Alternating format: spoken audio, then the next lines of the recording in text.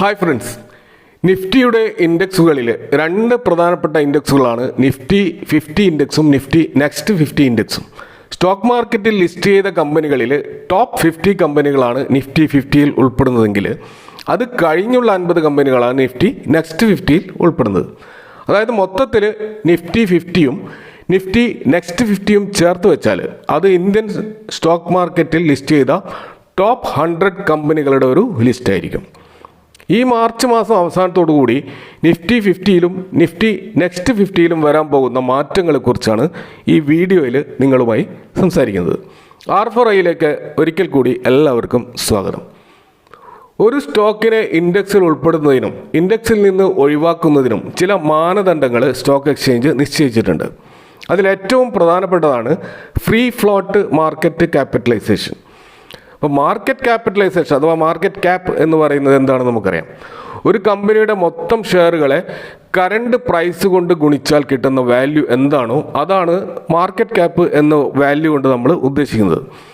എന്നാൽ free float market cap എന്ന് പറഞ്ഞാൽ മാർക്കറ്റിൽ ട്രേഡ് ചെയ്യാൻ അവൈലബിൾ ആയിട്ട് എത്ര ഷെയർ ഉണ്ടോ ആ ഷെയറുകളുടെ എണ്ണം കറണ്ട് മാർക്കറ്റ് പ്രൈസ് കൊണ്ട് മൾട്ടിപ്ലൈ ചെയ്താൽ കിട്ടുന്ന വാല്യൂ ആണ് ഫ്രീ ഫ്ലോട്ട് മാർക്കറ്റ് ക്യാപ്പ് എന്ന് പറയുന്നത്. നമുക്കറിയാം, കമ്പനിയുടെ പ്രൊമോട്ടർമാരുടെ കയ്യിലുള്ള ഷെയറുകൾ മാർക്കറ്റിൽ ട്രേഡ് ചെയ്യാൻ ലഭിക്കില്ല.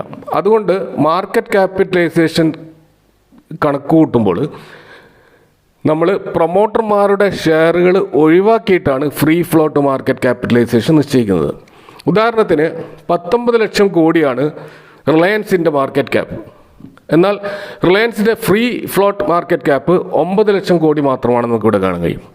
കാരണം റിലയൻസിൻ്റെ 50% ഓഹരികൾ ഹോൾഡ് ചെയ്യുന്നത് പ്രൊമോട്ടർമാരാണ്.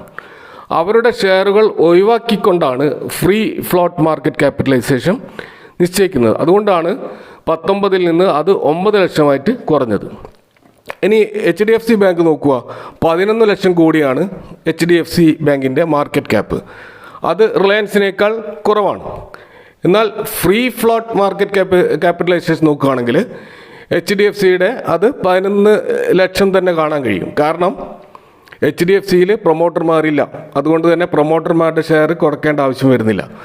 അപ്പോൾ അതുകൊണ്ടാണ് നിഫ്റ്റിയിലെ വെയിറ്റേജ് നിശ്ചയിക്കുമ്പോൾ റിലയൻസിൻ്റെ വെയിറ്റേജ് 9% മാത്രവും HDFCയുടെ വെയിറ്റേജ് 13% എന്ന് നമുക്ക് കാണാൻ കഴിയുന്നത്. അപ്പോൾ അതേപോലെ തന്നെ പല സ്റ്റോക്കുകളും നമുക്കിത് കാണാൻ കഴിയും. ഇപ്പോൾ ഉദാഹരണത്തിന് ടാറ്റ കൺസൾട്ടൻസി അഥവാ TCS എന്ന് പറയുന്ന സ്റ്റോക്കിൽ ആ സ്റ്റോക്കിന് ഇൻഫോസിസിൻ്റെ അത്ര വെയിറ്റേജ് ഇല്ല. എന്നാൽ മാർക്കറ്റ് ക്യാപിറ്റലൈസേഷൻ വെച്ച് നോക്കുമ്പോൾ TCS ഇൻഫോസിനേക്കാൾ വലിയ കമ്പനിയാണ്. അപ്പോൾ മാർക്കറ്റ് ക്യാപ്പ് അധികം ഉണ്ടായിട്ടും നിഫ്റ്റിയിൽ ഇൻഫോസിനേക്കാൾ താഴെയാണ് TCSൻ്റെ വെയിറ്റേജ്. അപ്പോൾ ഫ്രീ ഫ്ലോട്ട് മാർക്കറ്റ് ക്യാപ്പ് എന്ന് പറയുന്ന ഈ ഒരു വാല്യൂ സ്ഥായിയായിട്ട് അല്ലെങ്കിൽ കോൺസ്റ്റൻ്റ് ആയിട്ട് നിൽക്കുന്ന ഒരു ഡാറ്റയല്ല. മാർക്കറ്റിലെ ഡിമാൻഡ് അനുസരിച്ച് അത് മാറിക്കൊണ്ടിരിക്കും. ഓരോ ദിവസവും അത് മാറും. കാരണം സ്റ്റോക്ക് പ്രൈസിലുണ്ടാകുന്ന മാറ്റം സ്വാഭാവികമായിട്ടും ഫ്രീ ഫ്ലോട്ടിലും വ്യത്യാസം വരും. കാരണം മാർക്കറ്റ് പ്രൈസ് കൊണ്ടാണല്ലോ ഈ ഷെയറുകളെ മൾട്ടിപ്ലൈ ചെയ്യുന്നത്. അപ്പോൾ പ്രൈസിൽ ഉണ്ടാകുന്ന വ്യത്യാസം സ്വാഭാവികമായിട്ടും ഈ ഫ്രീ ഫ്ലോട്ട് മാർക്കറ്റ് ക്യാപിറ്റലൈസേഷനും പ്രതിഫലിക്കും. അതുകൊണ്ട് NSEയിലെ എല്ലാ സ്റ്റോക്കുകളുടെയും കഴിഞ്ഞ 6 മാസത്തെ average free float market cap എടുത്തുകൊണ്ടാണ് ഒരു പർട്ടിക്കുലർ സ്റ്റോക്കിൽ ഫ്രീ ഫ്ലോട്ടിൽ കുറവ് വന്നിട്ടുണ്ടോ അല്ലെങ്കിൽ കൂടിയിട്ടുണ്ടോ എന്നൊക്കെ സ്റ്റോക്ക് എക്സ്ചേഞ്ച് നിശ്ചയിക്കുന്നത്. അങ്ങനെ കഴിഞ്ഞ 6 മാസം ഫ്രീ ഫ്ലോട്ട് ക്യാപിറ്റലൈസേഷൻ കുറഞ്ഞു വന്ന സ്റ്റോക്കിനെ ആ ഇൻഡെക്സിൽ നിന്ന് ഒഴിവാക്കുകയും കഴിഞ്ഞ 6 മാസം average free float market capitalization കൂടി വന്ന സ്റ്റോക്കിനെ ആ ഇൻഡെക്സിലേക്ക് കൂട്ടിച്ചേർക്കുകയും ചെയ്യുന്ന ഒരു പരിപാടിയുണ്ട്. അതിനെയാണ് നമ്മൾ റീബാലൻസിങ് എന്ന് പറയുന്നത്. അപ്പോൾ ഇൻഡെക്സിൽ നടക്കുന്ന ഈ ഒരു റീബാലൻസിങ് ആണ് ഈ ഫ്രീ ഫ്ലോട്ട് മാർക്കറ്റ് ക്യാപിറ്റലൈസേഷൻ നിർണ്ണയിക്കാൻ വേണ്ടി ഈ സ്റ്റോക്ക് എക്സ്ചേഞ്ച് നടത്തുന്ന ഒരു പ്രധാനപ്പെട്ട മാനദണ്ഡം. ഇത് മാത്രമല്ല, എന്നാൽ ഇതൊരു പ്രധാനപ്പെട്ട മാനദണ്ഡമാണ്. ഇതിനായി ഓരോ ഇൻഡെക്സുകൾക്കും പ്രത്യേക കലണ്ടർ NSE നിശ്ചയിച്ചിട്ടുണ്ട്. ഇപ്പോൾ നിഫ്റ്റി 50 റീബാലൻസ് സെമി ആനുവലി ആയിട്ടാണ് ചെയ്യുന്നത്. അഥവാ ഓരോ 6 മാസം കൂടുമ്പോഴുമാണ് ചെയ്യുന്നത്. അതായത് മാർച്ച് മാസവും അതേപോലെ സെപ്റ്റംബർ മാസവുമാണ് ഈ പറയുന്ന റീബാലൻസിങ് നിഫ്റ്റി നടത്തുക. മാർച്ച് മാസം എന്ന് പറയുമ്പോൾ അതിൻ്റെ അവസാനത്തെ വർക്കിംഗ് ഡേയിലായിരിക്കും അത്. അപ്പോൾ ഇപ്പോൾ നമുക്കറിയാം, ഈ മാർച്ച് മാസം 28-ാം തീയതിയാണ് അവസാനത്തെ വർക്കിംഗ് ഡേ, പിന്നെ ഹോളിഡേ ആണ്. അതുകൊണ്ട് NSEയിൽ ഇപ്പോൾ ഈ മാസം നടക്കാൻ പോകുന്ന റീബാലൻസിങ് നടക്കുന്നത് മാർച്ച് 28-നാണ്. അത്തരത്തിൽ ഈ മാസം 28-ന് നിഫ്റ്റിയിലും നിഫ്റ്റി നെക്സ്റ്റ് 50യിലും വരുന്ന മാറ്റങ്ങൾ ഏതൊക്കെയാണെന്ന് നമുക്കൊന്ന് നോക്കാം. നിഫ്റ്റി 50യിൽ ഒരു മാറ്റമാണ് പ്രധാനമായും ഉണ്ടാകാൻ പോകുന്നത്. അത് ശ്രീറാം ഫിനാൻസ് എന്ന് പറയുന്ന non banking financial company Nifty 50യിലേക്ക് കടന്നു വരികയാണ്. അപ്പോൾ ശ്രീറാം ഫിനാൻസ് എന്ന് പറയുന്ന ഈ കമ്പനിയുടെ മാർക്കറ്റ് ക്യാപിറ്റലൈസേഷൻ 86,000 കോടിയാണ്. അതിൻ്റെ ഫ്രീ ഫ്ലോട്ട് മാർക്കറ്റ് ക്യാപ്പ് നോക്കുകയാണെങ്കിൽ അത് 63,000 കോടിയാണ്. കഴിഞ്ഞ 6 മാസം ഈ സ്റ്റോക്ക് ഇൻവെസ്റ്റേഴ്സ് നൽകിയ റിട്ടേൺ 19%. എന്നാൽ ശ്രീറാം ഫിനാൻസ് വരുന്നത് കൊണ്ട് നിഫ്റ്റി 50യിൽ നിന്ന് ഒഴിവാക്കപ്പെടുന്ന സ്റ്റോക്കാണ് UPL. ഇതൊരു കെമിക്കൽ കമ്പനിയാണ്. ഈ കമ്പനിയുടെ മാർക്കറ്റ് ക്യാപ്പ് 34,000 കോടിയാണ്. ഫ്രീ ഫ്ലോട്ട് 23,000 കോടി മാത്രമാണ്. അപ്പോൾ ശ്രീറാം ഫിനാൻസുമായിട്ട് കമ്പയർ ചെയ്യുമ്പോൾ ഇതിൻ്റെ ഫ്രീ ഫ്ലോട്ട് മാർക്കറ്റ് ക്യാപിറ്റലൈസേഷൻ വെറും 23,000 കോടി മാത്രമേ നമുക്ക് കാണാൻ കഴിയുന്നുള്ളൂ. കൂടാതെ കഴിഞ്ഞ 6 മാസം ഈ സ്റ്റോക്ക് നൽകിയ റിട്ടേൺ -25% ആണ്. അതായത് ഇൻവെസ്റ്റേഴ്സിന് യാതൊരുവിധ വെൽത്തും ക്രിയേറ്റ് ചെയ്യാൻ പറ്റാതെ ഈ സ്റ്റോക്ക് നിഫ്റ്റി 50യിൽ നിന്ന് പുറത്തു പോവുകയാണ്.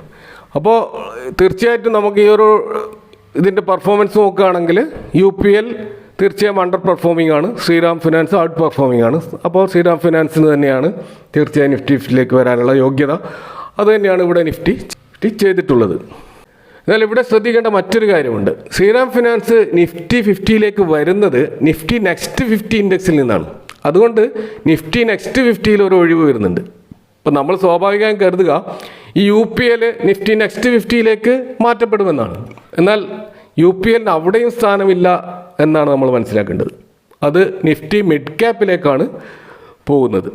കാരണം നിഫ്റ്റി നെക്സ്റ്റ് 50യിലുള്ള കമ്പനികളെ ഔട്ട് പെർഫോം ചെയ്യാൻ UPLന് സാധിച്ചിട്ടില്ല. അതുകൊണ്ട് അത് നിഫ്റ്റി മിഡ് ക്യാപ് സെഗ്മെൻറ്റിലേക്ക് മാറ്റപ്പെടുകയാണ്. അപ്പോൾ ഇനി നിഫ്റ്റി നെക്സ്റ്റ് 50യിൽ ശ്രീറാം ഫിനാൻസിൻ്റെ ഒഴിവ് മാത്രമല്ല ഉള്ളത്. അവിടെ നിന്ന് വേറെയും 4 സ്റ്റോക്കുകൾ ഒഴിവാക്കുന്നുണ്ട്, മിഡ് ക്യാപ്പിലേക്ക് മാറ്റപ്പെടുന്നുണ്ട്. അപ്പോൾ മൊത്തത്തിൽ നിഫ്റ്റി നെക്സ്റ്റ് 50യിൽ അങ്ങനെ ആകുമ്പോൾ 5 സ്റ്റോക്കുകളുടെ ഒഴിവുകൾ വരുന്നുണ്ട്. അപ്പോൾ പുതുതായിട്ട് 5 സ്റ്റോക്കുകൾ നിഫ്റ്റി നെക്സ്റ്റ് 50യിൽ ആഡ് ചെയ്യപ്പെടുകയാണ്. അപ്പോൾ നിഫ്റ്റി നെക്സ്റ്റ് 50യിൽ നിന്ന് ഒഴിവാക്കി മിഡ് ക്യാപ്പിലേക്ക് പോകുന്ന ആ മറ്റ് 4 സ്റ്റോക്കുകൾ ഏതൊക്കെയാണെന്ന് നമുക്കൊന്ന് നോക്കാം. ഒന്ന് അദാനി വിൽമറാണ്.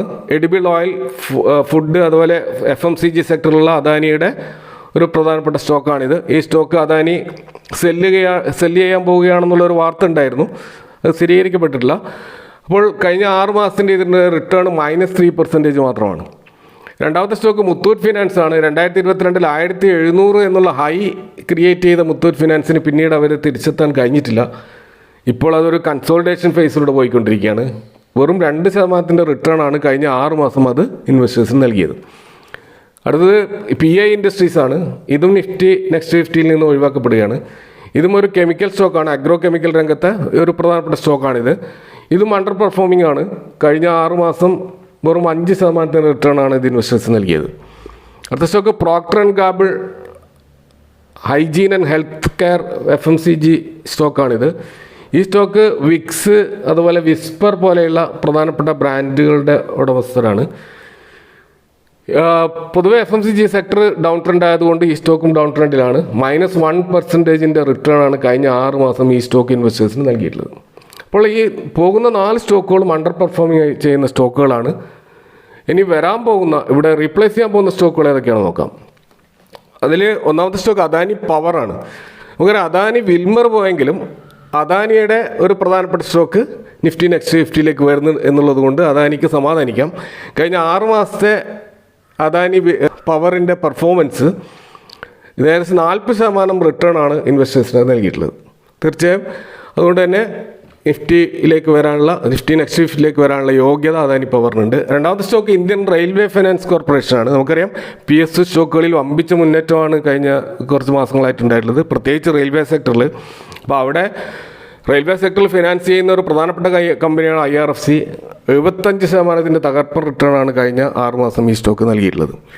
അടുത്ത സ്റ്റോക്ക് ജിയോ ഫൈനാൻഷ്യൽ സർവീസസ് ആണ്. മാർക്കറ്റിൽ റിലയൻസ് ഡീമേർജറിലൂടെ ഒരു സെൻസേഷൻ സൃഷ്ടിച്ച സ്റ്റോക്കാണ് ജിയോ ഫൈനാൻഷ്യൽ സർവീസസ്. അപ്പോൾ നെക്സ്റ്റ് 50യിലേക്ക് ഇത് എൻ്റർ ചെയ്യപ്പെടുകയാണ്. കഴിഞ്ഞ 6 മാസം 53% റിട്ടേൺ ആണ് ഇത് ഇൻവെസ്റ്റേഴ്സിന് നൽകിയത്. അടുത്ത സ്റ്റോക്ക് പവർ ഫിനാൻസ് കോർപ്പറേഷനാണ്. പവർ സെക്ടറിൽ വർദ്ധിച്ചു വരുന്ന ഡിമാൻഡിൻ്റെ ഭാഗമായി നല്ല പെർഫോമൻസ് കാഴ്ചവെച്ച ഒരു PSU സ്റ്റോക്കാണ് ഈ PFC എന്ന് പറയുന്നതോ പവർ ഫിനാൻസ് കോർപ്പറേഷൻ എന്ന് പറയുന്ന സ്റ്റോക്ക് 57% റിട്ടേൺ ആണ് കഴിഞ്ഞ 6 മാസം ഈ സ്റ്റോക്ക് ഇൻവെസ്റ്റേഴ്സിന് നൽകിയിട്ടുള്ളത്. അടുത്ത സ്റ്റോക്ക് REC ആണ്. പവർ സെക്ടറിൽ ഉണ്ടായിട്ടുള്ള ഒരു ബൂം, അതിൻ്റെ ആ ഒരു തകർപ്പൻ മുന്നേറ്റത്തിൽ ഗുണം ലഭിച്ച മറ്റൊരു സ്റ്റോക്കാണ് REC എന്ന് പറയുന്ന സ്റ്റോക്ക്. ഇതും ഒരു PSU സ്റ്റോക്കാണ്. റൂറൽ ഇലക്ട്രിഫിക്കേഷൻ കോർപ്പറേഷൻ അഥവാ REC എന്ന് പറയുന്ന ഈ സ്റ്റോക്ക് കഴിഞ്ഞ 6 മാസം 68% റിട്ടേൺ ആണ് ഇൻവെസ്റ്റേഴ്സിന് നൽകിയിട്ടുള്ളത്. അപ്പോൾ ഇവിടെ പുതുതായിട്ട് വന്ന 5-ൽ 3 സ്റ്റോക്കുകളും PSU സ്റ്റോക്കുകളാണെന്ന് നമ്മൾ ഓർക്കുക. കൂടാതെ 5-ൽ 4 സ്റ്റോക്കുകളും NBFCകളാണ്, നോൺ ബാങ്കിങ് ഫിനാൻസ് കമ്പനികളാണ്. അപ്പോൾ ഫിനാൻഷ്യൽ സെക്ടറിൻ്റെ വെയിറ്റേജ് നിഫ്റ്റിയിൽ കൂടി വരികയാണ്. ഇപ്പോൾ നിഫ്റ്റി 50ലേക്ക് പോയിട്ടുള്ള ശ്രീറാം ഫിനാൻസും ഒരു NBFC ആണ്. അപ്പോൾ മൊത്തത്തിൽ ഫിനാൻഷ്യൽ സെക്ടറിൽ ഒരു ശക്തമായ ബൂം വന്നതിൻ്റെ ഒരു പ്രതിഫലനം നമുക്ക് നിഫ്റ്റി ടോപ്പ് 100 കമ്പനികളിൽ കാണാൻ കഴിയും എന്നർത്ഥം. അപ്പോൾ നിഫ്റ്റി ടോപ്പ് 100 കമ്പനികൾ ഉൾപ്പെടുക എന്ന് പറയുന്നത് ഏതൊരു സ്റ്റോക്കിൻ്റെയും അഭിമാനം നൽകുന്ന ഒരു നിമിഷമാണ്. എങ്കിലും ഇവിടെ പരാമർശിച്ച സ്റ്റോക്കുകൾ ഒരു ബൈങ് റെക്കമെൻഡേഷൻ അല്ല എന്ന് പ്രത്യേകം ഞാനിവിടെ ഓർമ്മിപ്പിക്കുകയാണ്. ഇൻഫോംഡ് ഡിസിഷൻ എടുക്കാൻ സഹായിക്കുന്ന വിവരങ്ങൾ ഒരു എഡ്യൂക്കേഷണൽ പർപ്പസ് എന്നുള്ള രീതിയിൽ ഇവിടെ പങ്കുവെച്ചു എന്ന് മാത്രം. Do your own research before investing. See you next time with another video.